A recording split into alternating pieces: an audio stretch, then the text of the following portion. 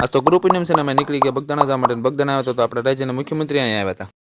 ગુરુ પૂનમના દિવસે અમે નીકળી ગયા બગદાણા જવા માટે. હજી થોડુંક હાલતા તો બધા ગાડી ઉભી રાખી દીધી. ઇટ્સ ટાઈમ ટુ માવાખાના બ્રેક. તમને ખબર ન હોય તો કહી દો, આગળ ગાડી હાલી જાય છે અમારા હારે. અમારી ગાડી હાઈવે ઉપર ચડી જાય તો આખલા દર્શન થઈ ગયા. જો જોઈ લેજો, આ ગાડી તમારે હારે છે. આમાં ગધેડા મળ્યા, બધા ગધેડા જોવા ઉભા રહી ગયા. હા, તમે પેલા ફોટા પાડી લો, પછી ડ્રાઈવર કે ઠેઠું ગાડી હું આવું તમારે વિડીયો માં લેવાની, એટલે આપણે વિડીયો લઈ લીધા ડ્રાઈવરને. બગદાણા આવીને અમે ગાડી પાર્કિંગમાં મૂકી દીધી. પછી અમે નીકળી ગયા મંદિરે દર્શન કરવા માટે. હજી તો મંદિરની અંદર નથી ગયા તો ભીડ તો જો કેટલી બધી છે. પછી ખબર પડી કે આપણા રાજ્યના મુખ્યમંત્રી અહીંયા આવ્યા છે.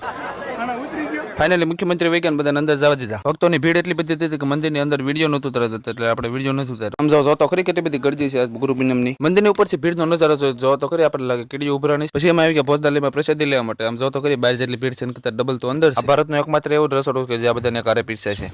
બગદાણા દર્શન કરી અમે નીકળી ગયા ભગોડા જવા માટે. આ તે કઈ ભીડ ઓછી નથી હો. પછી અમે આવી ગયા મોગલમાના મંદિરે. તમે કમેન્ટમાં જઈ મોગલમાં લખી નાખજો. પછી નીકળી ગયા ઘરે જવા માટે. ગાડી તરસી થઈ એટલે ગાડીને સોડા પાઈ દીધી અને હારે અમે ઠપકારી દીધી.